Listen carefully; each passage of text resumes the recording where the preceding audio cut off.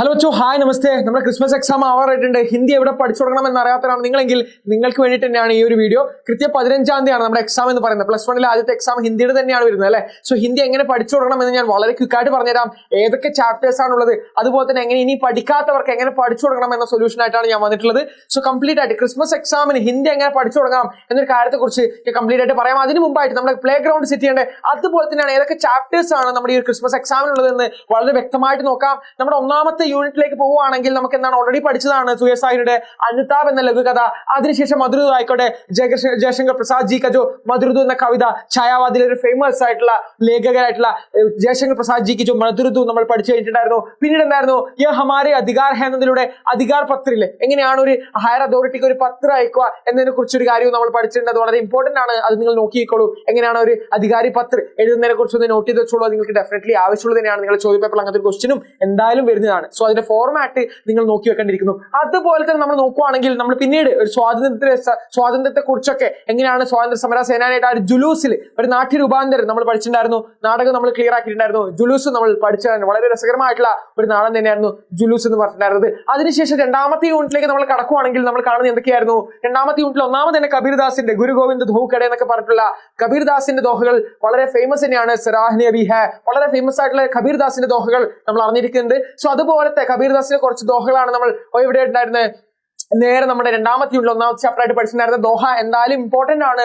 ദോഹയിൽ നിന്നൊരു ക്വസ്റ്റ്യൻ നിങ്ങളുടെ ചോദ്യ പേപ്പറിൽ എന്തായാലും വരും. ദോഹ തന്നിട്ട് അതിന്റെ ആശയം വ്യാഖ്യ എഴുതിക്കൊണ്ട് ഒരു ചോദ്യം നിങ്ങളുടെ ചോദ്യ പേപ്പറിൽ എന്തായാലും ഉണ്ടാകുന്ന തന്നെയാണ്. അതിനുശേഷം നമ്മൾ കണ്ടതായിരുന്നു എന്താണ് ബ്ലാക്ക് എന്ന് പറഞ്ഞൊരു ഫിലിം സമീക്ഷയായിരുന്നു. ഇത് നിങ്ങൾക്ക് വളരെ ഇമ്പോർട്ടന്റ് ആണ്. കാരണം നിങ്ങളോട് ഒരു ഫ്രീ ആയിട്ടുള്ള ഒരു 8 മാർക്ക് കിട്ടാനോ അല്ലെങ്കിൽ 6 മാർക്ക് കിട്ടാനോ സാധ്യതയുള്ള ഒരു ക്വസ്റ്റ്യൻ നിങ്ങൾക്ക് ചോദിക്കാം.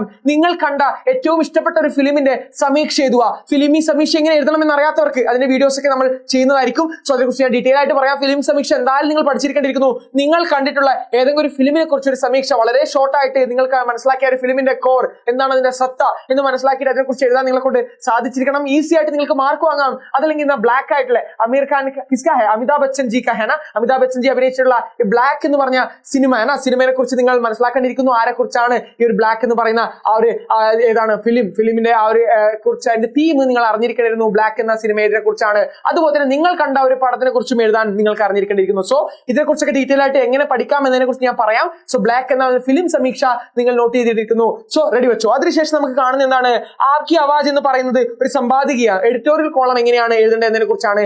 എഡിറ്റോറിയൽ കോളത്തിൽ ഒരു പത്രത്തിലെ എഡിറ്റോറിയൽ കോളം എന്ന് പറയുന്നത് എത്രമാത്രം ഇമ്പോർട്ടന്റ് ആണ് അതിനെക്കുറിച്ചാണ്. ഒരു സമ്പാദികയെ എഴുതുന്നതിനെ കുറിച്ചായിരുന്നു നമ്മൾ എന്താണ് മൂന്നാമത്തെ ചാപ്റ്റർ ആയിട്ട് പഠിച്ചിട്ടുണ്ടായിരുന്നത്. പിന്നെ വളരെ രസകരമായിട്ടുള്ള ഒരു 4ാമത്തെ കവിതയിലേക്കാണ് പോയത്. ചാന്ദ് ഔർ കവി എന്ന് പറയുന്നത്, ചന്ദ്രനും കവി എന്ന് പറയുന്നത്. കവി എന്താണ് അഹങ്കാരിയായിട്ട് പറയാണല്ലേ. എത്രയോ വർഷമായി ഞാൻ ഇവിടെ തന്നെ, അല്ല കവിയല്ല ചന്ദ്രനാണ് പറയുന്നത്. ചന്ദ്രനാണ് ഘമണ്ഡ് കെ രൂപമേ, അഹങ്കാരിയായിട്ട് ചന്ദ്രൻ പറയാണല്ലേ. എത്രയോ വർഷമായി ഞാൻ ഇവിടെ ഉള്ളത്. നിന്നെപ്പോലത്തെ ഒരുപാട് ആൾക്കാരെ ഞാൻ കണ്ടിട്ടുണ്ടെന്ന് പരിഹസിക്കുമായിരുന്നു ചന്ദ്രൻ മനുഷ്യനെ. പക്ഷെ തിരിച്ചടിക്കുവാണ്. കവി എന്താണ് തിരിച്ചു പറയാണ്. ചന്ദ്രൻ പരിഹസിക്കുവാണല്ലേ, നിന്നെപ്പോലത്തെ ഒരുപാട് കവികളെ കണ്ടിട്ടുണ്ട്.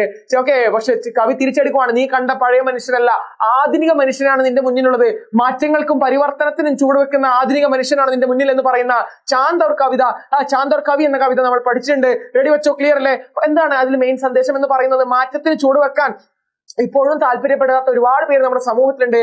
അവർക്കൊരു വ്യംഗ്യ എന്ന രൂപത്തിൽ, ഒരു തിരിച്ചടി എന്ന രൂപത്തിലാണ് ഈ ഒരു കവിത നമ്മൾ പഠിച്ചിട്ടുണ്ടായിരുന്നത്. വളരെ വ്യക്തമല്ലേ? 2 യൂണിറ്റും നമ്മൾ മനസ്സിലാക്കിയിട്ടുണ്ടായിരുന്നു. രാംധാരി സിംഗ് ദിൻകർ ജി കാ കവിത ചാന്ദ് ഔർ കവിയോട് കൂടി 2ാമത്തെ യൂണിറ്റ് അവിടെ അവസാനിച്ചിട്ടുണ്ട്. 3ാമത്തെ യൂണിറ്റിലേക്ക് കടക്കുമ്പോൾ നമുക്ക് കാണാൻ സാധിക്കുന്നത് എന്താണ്, ആനന്ദ് കി ഫുൽച്ചെടി എന്ന് വളരെ രസകരമായിട്ടുള്ള അല്ലെ. ആരുടെയായിരുന്നു? ആനന്ദ് ഗോപാൽ ഷേവ്ഡെ ജിക്ക് ആനന്ദ് കി ഫുൽച്ചെടി എന്ന് പറയുന്നത്. ആനന്ദത്തിന്റെ സ്പാർക്കിൾസ് ഓഫ് എൻജോയ്മെന്റ് എന്ന് എന്താണ് നമ്മൾ പറയുന്ന ഒരു കാര്യമില്ല. എന്താണ് രസത്തിന്റെ എന്നൊക്കെ പറയുന്ന പോലെ സന്തോഷത്തിന്റെ പൂത്തിരികൾ എന്ന് പറയുന്ന യെസ്, ആ ഒരു കാര്യത്തെ കുറിച്ചായിരുന്നു നമ്മൾ എന്താണ് ആനന്ദ് കി ഫുൽച്ചെടി എന്ന പാഠഭാഗത്തിൽ പഠിച്ചിട്ടുണ്ടായിരുന്നത്. സോ അത് വളരെ രസകരമായി നമ്മൾ പഠിച്ചതാണ്. ഓരോ ചാപ്റ്റേഴ്സിലും എന്തൊക്കെയാണ് ഓരോ ഖണ്ഡങ്ങൾ എന്താണ് ചാപ്റ്റേഴ്സ് ആയിട്ടല്ല ഞാൻ പറഞ്ഞത്, ഓരോ കാര്യങ്ങളായിരുന്നു. ആദ്യം ഒരു വൃദ്ധനായ ആൾ എന്താണ് ചെറിയൊരു മരം നടുന്നത് മുതൽ ഒരു സമ്രാദ് മഹിള ട്രെയിനിൽ നിന്ന് പുറത്തേക്ക് വലിച്ചെറിയുന്നതും, പിന്നീട് ലേഖകൻ, അതുപോലെ തന്നെ അമേരിക്കയിൽ ഇന്നും കറങ്ങി നടക്കുന്ന ഒരു പൈസയുടെ കഥയുണ്ടായിരുന്നു. ബെഞ്ചമിൻ ഫ്രാങ്ക്ലിന്റെ ഒരു കഥയുണ്ടായിരുന്നു. അതുപോലെ തന്നെ ലേഖകന്റെ 2 സന്ദർഭങ്ങളാണ്. അദ്ദേഹം ബാങ്കിൽ പോയിട്ട് കൈയക്ഷരം അക്ഷരം നല്ലതെന്ന് പറഞ്ഞതും അതുപോലെ തന്നെ ട്രെയിൻ വൈകിട്ട് യുദ്ധം കാരണം ട്രെയിൻ ഇല്ലാത്ത പ്രശ്നം കാരണം അവിടെ ഉണ്ടായിരുന്ന ഒരു സംഘർഷത്തിൽ അദ്ദേഹം എങ്ങനെ സോൾവ് ചെയ്തു, നല്ല നല്ല വാക്കുകൾ ഉപയോഗിക്കുന്നതിനെ കുറിച്ചാണ് അദ്ദേഹം ആനന്ദ് കി ഫുൽച്ചെടി എന്നതിൽ പറയുന്നുണ്ടായിരുന്നത്. സോ അതും നമ്മൾ ക്ലിയർ ആണ്. ആനന്ദ് ഗോപാൽ ചേവടെ ജി കി ജോ ആനന്ദ് കി ഫുൽച്ചെടി നമ്മൾ മനസ്സിലാക്കിയിട്ടുണ്ടായിരുന്നു. അതിനുശേഷം വന്നൊരു കാര്യമാണ് പത്തർ കി ബെഞ്ച് എന്ന് പറയുന്നത്. ഇന്നും ഒരുപാട് അത്താണികൾ നമ്മുടെ സമൂഹത്തിലുണ്ട്. അതൊക്കെ ഇല്ലാതാക്കുന്ന ആരുടെയൊക്കെയോ അധീനതയിലേക്ക് അത് കൊണ്ടുപോയിട്ട് എന്താണ് സമൂഹത്തിൽ നിലനിൽക്കുന്ന അത്താണികളായിട്ടുള്ള താങ്ങായിട്ടുള്ള ഒരുപാട് ബെഞ്ച് പത്തർ കി ബെഞ്ചുകൾ ഇല്ലാതാവുന്നതിനെ കുറിച്ചാണ് പത്തർ കി ബെഞ്ച് എന്ന ആ ഒരു ഭാഗത്തിൽ നമ്മൾ പഠിച്ചിട്ടുണ്ടായിരുന്നത്. പിന്നെ സൃജൻ കി ഓർ, ആ ഒരു പത്തർ കി ബെഞ്ച് എന്തായാലും വളരെ ഇമ്പോർട്ടന്റ് ആയിട്ടുള്ള ഒരു കവിത തന്നെയാണ്. ഓക്കെ, നോട്ട് വെച്ചോളൂ. അതിനുശേഷം സൃജൻ കി ഓർ എന്ന് പറയുന്നതിലൂടെ ട്രാൻസ്ലേഷൻ ആണ്. ഇത് വളരെ ഇമ്പോർട്ടന്റ് ആണ്. ട്രാൻസ്ലേഷൻ എന്ന് പറയുന്നത് നിങ്ങളുടെ ക്രിസ്മസ് എക്സാമിന്റെ ചോദ്യ പേപ്പറിൽ നിങ്ങൾക്ക് എന്തായാലും ട്രാൻസ്ലേഷൻ വിവർത്തനം ചെയ്യാൻ എന്തായാലും ഒരു ചോദ്യം നിങ്ങളുടെ ചോദ്യ പേപ്പറിൽ എന്തായാലും നിങ്ങൾ കാണുന്നതായിരിക്കും. സോ നോട്ട് ചെയ്ത് വെച്ചോളൂ. കൺവെർസേഷന്റെ ഒരു വിവർത്തനമാണ്, സംവാദ് ബാച്യത്തിന്റെ ഒരു വിവർത്തനം, തർജ്ജമ നിങ്ങളുടെ ചോദ്യ പേപ്പറിൽ ഒരു ഇമ്പോർട്ടന്റ് ക്വസ്റ്റ്യൻ ആയിട്ട് നിങ്ങൾ കാണാം.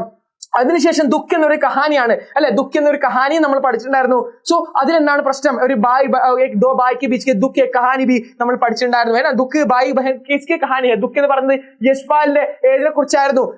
ബായ് ബഹൻ കെ ജോ അപരാധ് അപരാധോ കഹാനി ഹെ, ഉദയപ്രകാശിന്റെ അപരാധിനെ കുറിച്ചല്ലേ. അപ്പൊ ആരാണ് ദുഃഖ്? സോ അതിനെക്കുറിച്ചും നിങ്ങൾ മനസ്സിലാക്കേണ്ടിയിരിക്കും. ദുഃഖ് കഹാനിയിൽ എന്താണ് പറയുന്നത് നോക്കണം. ഞാനിപ്പോ പറഞ്ഞ കഥ അപരാധിലായിരുന്നു. സോ 3ാമത്തെ യൂണിറ്റിൽ നമ്മൾ കംപ്ലീറ്റ് ചെയ്തിട്ടുണ്ട്. സോ എന്താണ് ദുഃഖ് കഹാനിയുടെ യശ്പാൽ ജി കി ജോ ദുഃഖ് എന്ന കഹാനിയിലൂടെ അവസാനിച്ചിട്ടുണ്ട്. പിന്നെ നേരെ നമ്മൾ 4ാമത്തെ യൂണിറ്റിലേക്ക് നമ്മൾ കടക്കുമ്പോൾ എന്താണ് അപരാധ് വരെ, ഏകദേശം അപരാധും പാരിഭാഷിക് ശബ്ദാവലി നിങ്ങൾ ചോദ്യ പേപ്പറിൽ എന്തായാലും ക്വസ്റ്റ്യൻ സാധ്യതയുള്ളത് തന്നെയാണ്. പ്രീവിയസ് നമ്മൾ നോക്കുവാണെങ്കിൽ ചോദ്യ പേപ്പറിൽ എന്തായാലും ഒരു സാധ്യത ഉള്ളത് തന്നെയാണ്. അതിൽ ഏറ്റവും എളുപ്പമാണ് എന്താണ് അപരാധിലെ കഹാനിയെ ഞാൻ പറഞ്ഞത്, 2 ബായ് സഹോദരങ്ങളുടെ ഇടയിലെ ആ ഒരു പ്രശ്നത്തെ കുറിച്ചാണ്. അത് പിന്നീട് എന്താണ് തിരിച്ച് പറയാൻ പറ്റാത്തൊരു അവസ്ഥയിലേക്ക് എത്തിയതും. ഓക്കെ, സോ ഞാൻ ജസ്റ്റ് ഡീറ്റെയിൽ ആയിട്ട് പറയുന്നില്ല. പിന്നെ എന്താണ് ആ ഒരു സഹോദരങ്ങൾ തമ്മിലുള്ള ചെറിയൊരു പ്രശ്നം, ചെറുപ്പത്തിൽ എന്താണ് എന്നെ ചേട്ടൻ ഇതാക്കി എന്ന് പറഞ്ഞിട്ട് ഒരു കള്ളം പേരൻസിനോട് പറഞ്ഞപ്പോൾ വലുതായപ്പോൾ അവന് പശ്ചാത്താപം തോന്നിയിട്ട് അതെന്ത് ചെയ്യുന്നില്ല, പേരൻസ് അന്ന് ജീവനോടെ ഇല്ല, ഇത് കള്ളം തിരിച്ച് ഇത് ഞാൻ പറഞ്ഞ കള്ളമാണെന്ന് പറയാം. പക്ഷെ അത് അവന്റെ മനസ്സിൽ ഇപ്പോഴും ഉണ്ട്. കാരണം ഞാൻ ചെറുപ്പത്തിൽ പറഞ്ഞൊരു കള്ളം അന്ന് ചേട്ടൻ ഒരുപാട് പേരൻസ് അടിച്ച കാര്യങ്ങളൊക്കെ വെച്ചിട്ട് ഒരു എന്താണ് ഒരു അപരാധമാണ്, ഒരു അപരാധമായിട്ട് അവന്റെ കൂടെ പോകുന്ന ഒരു കാര്യത്തെ കുറിച്ചാണ് അവിടെ നമ്മൾ പറഞ്ഞിട്ടുണ്ടായിരുന്നത്. പാരിഭാഷിക് ശബ്ദാവലി ടെക്നിക്കലായിട്ട് നമ്മൾ ഉപയോഗിക്കുന്ന ടേംസ് ഉണ്ട്. പാരിഭാഷിക് ശബ്ദാവലി എന്ന് പറയുന്നത് ടെക്നിക്കൽ ടേംസ് ആണ്. ടെക്നിക്കൽ ടേംസ് എന്ന് പറയുന്നത് ഒഫീഷ്യൽ ആയിട്ട് ബാങ്കുകളിലായാലും ഹിന്ദിയിൽ ഒരുപാട് യൂസേജ് ഉണ്ട്. ഖാത്ത ജോഡ്ന എന്ന് പറഞ്ഞാൽ എന്താണ്, ഓപ്പൺ ആൻ അക്കൗണ്ട് എന്ന് പറയുന്നത് ഖാത്ത ജോഡ്ന എന്നാണ്. സോ ഇതുപോലത്തെ ഒരുപാട് ടെക്നിക്കൽ ടെർമിനോളജീസ് ഉണ്ട്. ഇത് പഠിക്കേണ്ടിയിരിക്കുന്നു. കാരണം ഇതും നിങ്ങൾക്ക് 8 മാർക്കിന് ചോദിക്കുന്ന ഒരു ക്വസ്റ്റ്യൻ എന്തായാലും നിങ്ങളുടെ ചോദ്യ പേപ്പറിൽ കാണുന്നതാണ്. കൂടെതാൻ ട്രാഷ് ബിൻ എന്ന് പറയുന്ന പോലെ 8 മാർക്കിന് ചോദിക്കുന്ന ക്വസ്റ്റ്യൻ നിങ്ങൾക്ക് എന്താണ്, ഇത് നിങ്ങളുടെ ചോദ്യ പേപ്പറിൽ കാണാം. സോ ഇതൊക്കെയാണ് നമ്മുടെ ഗ്രൗണ്ട് സെറ്റ് ആണ്. ഏകദേശം എത്ര ചാപ്റ്റേഴ്സ്, ഏകദേശം 4.2 വരെ നിങ്ങൾ ചോദ്യ പേപ്പറിൽ കാണാം. അത് 2 ഇമ്പോർട്ടന്റ് ആണ്. കാരണം അതൊന്നും പഠിച്ചില്ലെങ്കിലും നിങ്ങൾക്ക് ഈസി ആയിട്ട് സ്കോർ ചെയ്യാൻ പറ്റുന്നതാണ്. സൃജൻ കി ഓർ എന്ന് പറഞ്ഞാൽ 6 മാർക്കിന് അനുവാദവും 8 മാർക്കിൽ ട്രാൻസ്ലേഷൻ ചോദിക്കുന്നുണ്ട്. 8, 6, 14 മാർക്ക് നിങ്ങൾക്ക് ഈസി ആയിട്ട് അതിൽ തുടർന്ന് നിങ്ങൾക്ക് സ്കോർ ചെയ്യാൻ സാധിക്കുന്നതാണ്. പാഠഭാഗം ഒന്നും അറിഞ്ഞിട്ടില്ലെങ്കിൽ പോലും അതാണ് നിങ്ങൾക്ക് കിട്ടുന്ന ഒരു വലിയൊരു ഓഫർ എന്ന് പറയുന്നത്. സോ നോട്ട് ചെയ്ത് വെച്ചോളൂ. 14 മാർക്ക് സ്കോർ ചെയ്യാനുള്ള അവസരം തന്നെയാണ്. എത്ര ചാപ്റ്റേഴ്സ് ഉണ്ടെന്ന് നമ്മൾ മനസ്സിലാക്കിയിട്ടുണ്ട്, കംപ്ലീറ്റ് ആയിട്ട് മനസ്സിലാക്കിയിട്ടുണ്ട്. അതുപോലെ തന്നെ ഫിലിം സമീക്ഷ നിങ്ങൾക്ക് വരാൻ വളരെ സാധ്യതയുണ്ട്. സോ ഇത്രയും കാര്യങ്ങൾ നിങ്ങൾ മനസ്സിലാക്കിയില്ലേ? കുറച്ച് ഫോർമാറ്റ് അറിയണം, ഡയറിയുടെ ഫോർമാറ്റ്, പത്രത്തിന്റെ ഫോർമാറ്റ്, അതുപോലെ തന്നെ നേരത്തെ പറഞ്ഞ പോലെ പത്രം എഴുതുന്ന സമയത്ത് അധികാരി പത്രം എഴുതുമ്പോൾ അതിന്റെ ഒരു ഫോർമാറ്റ്, സമ്പാദിക്കുക വേണമെങ്കിൽ അത് നിങ്ങൾക്ക് ഒരു ക്വസ്റ്റ്യൻ വന്നു കഴിഞ്ഞാൽ അതിന്റെ ഒരു ഫോർമാറ്റ്. സോ ഇങ്ങനത്തെ കുറച്ച് ഫോർമാറ്റ്സ് പഠിക്കുന്നതിലൂടെ നിങ്ങൾക്ക് എന്ത് ചെയ്യാം, നല്ലൊരു മാർക്ക് സ്കോർ ചെയ്യാൻ പറ്റുന്ന ഒരു അവസരം തന്നെയാണ് ഈ +1 ഹിന്ദി പരീക്ഷ ക്രിസ്മസ് എക്സാം എന്ന് പറയുന്നത്. വളരെ എളുപ്പം കൂടിയാണ്. പക്ഷേ സ്റ്റിൽ നമുക്ക് ഇതിനെ കുറിച്ചൊന്ന് ഡീറ്റെയിൽ ആയിട്ട് പഠിച്ചില്ലെങ്കിൽ അവിടെ ഒരു പ്രശ്നമുണ്ട്. അവിടെ എന്താണ് നമുക്ക് സ്കോർ ചെയ്യാൻ ഒരുപാട് പ്രശ്നങ്ങൾ വരുന്നതാണ്. പക്ഷേ ഈസി ആയിട്ട് ഫുൾ മാർക്ക് തന്നെ നിങ്ങൾക്ക് വാങ്ങാൻ പറ്റുന്ന ഒരു അവസരം തന്നെയാണ്. സോ നിങ്ങൾ നല്ലൊരു മാർക്ക് സ്കോർ ചെയ്യാൻ ആഗ്രഹിക്കുന്നുണ്ടെങ്കിൽ അതിലൂടെ ഞാൻ ഒരു കാര്യം കൂടെ പറയാം. നമ്മുടെ എജുപോർട്ടിന്റെ ബൂസ്റ്റർ ബാച്ചിനെ കുറിച്ച് ഞാൻ പറയുന്നു. എജുപോർട്ടിന്റെ ബൂസ്റ്റർ ബാച്ച് നിങ്ങൾക്ക് വേണ്ടി അവൈലബിൾ ആണ്. സോ കൃത്യം എപ്പോഴാണ് നമ്മുടെ എജുപോർട്ടിന്റെ ബൂസ്റ്റർ ബാച്ച് ഇപ്പോഴും നിങ്ങളുടെ എജുപോർട്ടിന്റെ ആപ്പിലൂടെ നിങ്ങൾക്ക് എല്ലാ ക്ലാസ്സസും കാണാം. വീണ്ടും വീണ്ടും റിപ്പീറ്റഡ് ആയിട്ട് കണ്ട് ഒരുപാട് ക്വസ്റ്റ്യൻ സോൾവ് ചെയ്തുകൊണ്ട് നിങ്ങൾക്ക് എന്ത് ചെയ്യാം, നല്ല രീതിയിൽ പഠിക്കാൻ ഒരു അവസരം തന്നെയാണ്. കംപ്ലീറ്റ് ആയിട്ട് നിങ്ങൾ സയൻസ് ആയിക്കോട്ടെ, കൊമേഴ്സ് ആയിക്കോട്ടെ, എജുപോർട്ടിന്റെ ആപ്പ് നിങ്ങൾക്ക് അവൈലബിൾ ആണ്. കൃത്യം എപ്പോഴാണ് സ്റ്റാർട്ട് ചെയ്തിട്ടുണ്ട്, നിങ്ങൾക്ക് അത് ജോയിൻ ചെയ്യാനുള്ള അവസരം തന്നെയാണ്. ബൂസ്റ്റർ ബാച്ച് ഇപ്പോൾ സ്റ്റാർട്ടഡ് ആണ്. സോ അത് കൃത്യം എത്രയാണ്, ആദ്യത്തെ 2000 സ്റ്റുഡൻസിനാണ് 1999 എന്ന് പറയുന്ന 1999 ഓക്കെ രൂപക്കാണ് നിങ്ങൾക്ക് അത് കിട്ടുന്നത്. സോ ബൂസ്റ്റർ ബാച്ചിൽ ജോയിൻ ചെയ്ത് നിങ്ങൾക്ക് നല്ല രീതിയിൽ മുന്നോട്ട് പഠനം സ്മൂത്ത്ഫുൾ ആക്കാം. സോ ഹം ഹേ ആപ്കെ സാത്ത്, നമ്മൾ നിങ്ങളുടെ കൂടെയുണ്ട്.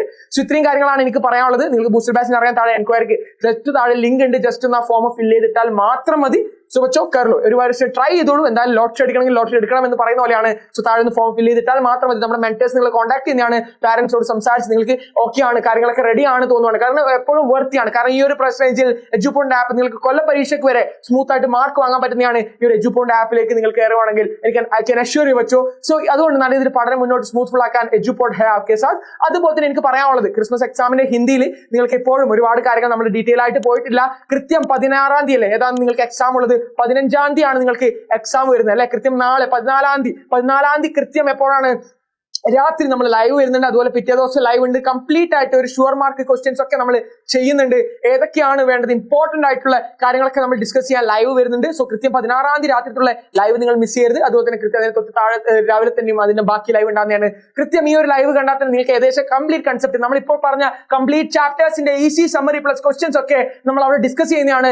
മുൻപ് നമ്മൾ ചെയ്ത പോലെ തന്നെ ഓണം എക്സാം ക്ലിയർ ചെയ്ത് ക്രാക്ക് ചെയ്ത പോലെ തന്നെ ഈ എക്സാമിന് നമ്മൾ നല്ല രീതിയിൽ മാർക്ക് വാങ്ങുമെന്ന് ഐ ക്യാൻ അഷ്യൂർ യു ബച്ചോ, I can definitely assure you. So നിങ്ങൾ കൂടെ ഉണ്ടെങ്കിൽ നമുക്ക് സൂപ്പർ ആയിട്ട് ഈ എക്സാമും പൊളിക്കാം. സോ നല്ല രീതിയിൽ സ്കോർ ചെയ്യാം. ഹിന്ദി ഒരു പ്രശ്നമാക്കേണ്ട, മാർക്ക് കുറയുന്ന ഒരു പ്രശ്നമേ നിങ്ങൾക്ക് തോന്നണ്ട. കാരണം സയൻസ് സബ്ജക്റ്റിലായിക്കോട്ടെ, കൊമേഴ്സ് ആയിക്കോട്ടെ, അതിലൊക്കെ കിട്ടുന്ന അതേ മാർക്ക് തന്നെ, അതിൽ കൂടുതൽ മാർക്ക് നമുക്ക് എന്ത് ചെയ്യാം, ഹിന്ദിയിൽ വാങ്ങിച്ചെടുക്കാം. സോ ബച്ചോ ഇसी प्रकार आपकी पढ़ाई आगे लेके जाना है. तो बच्चों मिलते हैं, നമുക്ക് കാണാം, നമുക്ക് ലൈവിലൊക്കെ കാണാം. സോ ഞാൻ കാര്യങ്ങളൊക്കെ കംപ്ലീറ്റ് ആയിട്ട് നിങ്ങളോട് പറഞ്ഞിട്ടുണ്ട്. സോ പഠിക്കാൻ ഇതുവരെ തുടങ്ങാത്തവർ പഠിച്ചു തുടങ്ങേണ്ട അവസരമായിട്ടുണ്ട്. കാരണം കൊല്ലപരീക്ഷയ്ക്ക് അധിക സമയമില്ല. സോ നല്ല രീതിയിൽ മാർക്ക് വാങ്ങിയിട്ട് മുൻപോട്ട് നല്ല ഒരു കരിയർ നിങ്ങൾ ആഗ്രഹിക്കുന്നുണ്ടെങ്കിൽ, നീറ്റ് ജെഇ തുടങ്ങിയതും അതൊരു കൊമേഴ്സ് ഫീൽഡിലാണ് നിങ്ങളുടെ ലൈഫ് സെറ്റ് ചെയ്യാൻ നിങ്ങൾ ആഗ്രഹിക്കുന്നുണ്ടെങ്കിൽ പഠനം അത്യാവശ്യമാണ്. സോ കുറച്ചെങ്കിലും നമ്മൾ എന്ത് ചെയ്യണം, ഫോക്കസ്ഡ് ആയിട്ട് പഠിക്കാൻ സമയമായിട്ടുണ്ട്. സോ ബच्चों मिलते हैं, നമ്മൾ വരുന്നതാണ്, കണ്ടുമുട്ടുന്നതാണ്. സോ बच्चों मिलते हैं अगली वीडियो में. तब तक के लिए धन्यवाद. जय हिंद, थैंक यू.